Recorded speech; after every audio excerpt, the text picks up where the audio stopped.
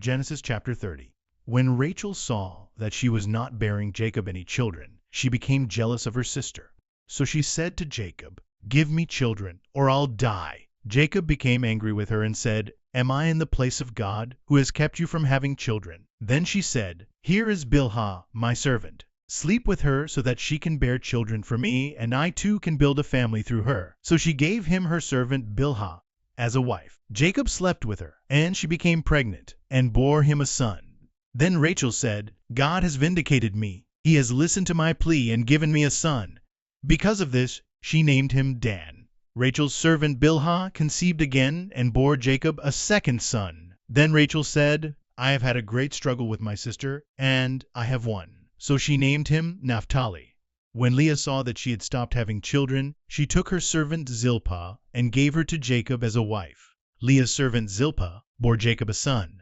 Then Leah said, "What good fortune!" So she named him Gad. Leah's servant Zilpah bore Jacob a second son. Then Leah said, "How happy I am! The women will call me happy." So she named him Asher. During wheat harvest, Reuben went out into the fields and found some mandrake plants, which he brought to his mother Leah. Rachel said to Leah, "Please give me some of your son's mandrakes." But she said to her, "Wasn't it enough that you took away my husband? Will you take my son's mandrakes too?" "Very well," Rachel said. "He can sleep with you tonight in return for your son's mandrakes." So when Jacob came in from the fields that evening, Leah went out to meet him. "You must sleep with me," she said. "I have hired you with my son's mandrakes." So he slept with her that night. God listened to Leah, and she became pregnant and bore Jacob a fifth son. Then Leah said, "God has rewarded me for giving my servant to my husband." So she named him Issachar. Leah conceived again and bore Jacob a sixth son. Then Leah said, "God has presented me with a precious gift. This time my husband will treat me with honor, because I have borne him 6 sons." So she named him Zebulun. Some time later she gave birth to a daughter and named her Dinah.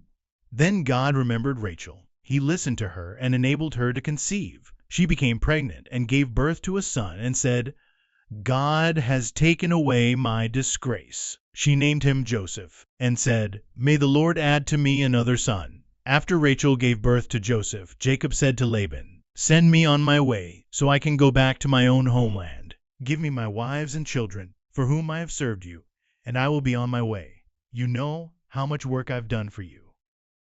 But Laban said to him, "If I have found favor in your eyes, please stay. I have learned by divination that the Lord has blessed me because of you." He added, "Name your wages, and I will pay them." Jacob said to him, "You know how I have worked for you, and how your livestock has fared under my care. The little you had before I came has increased greatly, and the Lord has blessed you wherever I have been. But now, when may I do something for my own household? What shall I give you?" he asked. "Don't give me anything," Jacob replied. "But if you will do this one thing for me, I will go on tending your flocks and watching over them. Let me go through all your flocks today and remove from them every speckled or spotted sheep, every dark-colored lamb, and every spotted or speckled goat. They will be my wages.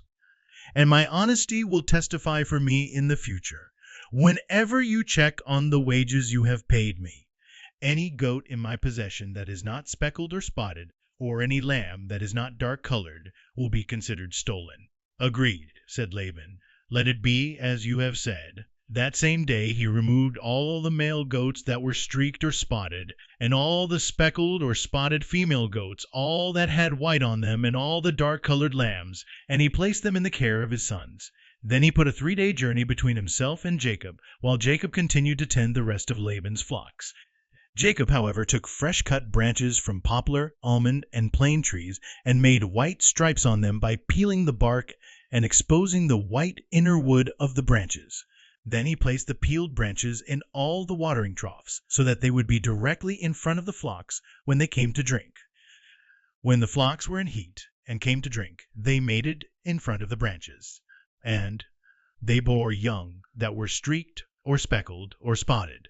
Jacob set apart the young of the flock by themselves, but made the rest face the streaked and dark-colored animals that belonged to Laban. Thus he made separate flocks for himself and did not put them with Laban's animals. Whenever the stronger females were in heat, Jacob would place the branches in the troughs in front of the animals, so they would mate near the branches. But if the animals were weak, he would not place them there. So the weak animals went to Laban and the strong ones to Jacob. In this way the man grew exceedingly prosperous, and came to own large flocks, and female and male servants, and camels and donkeys.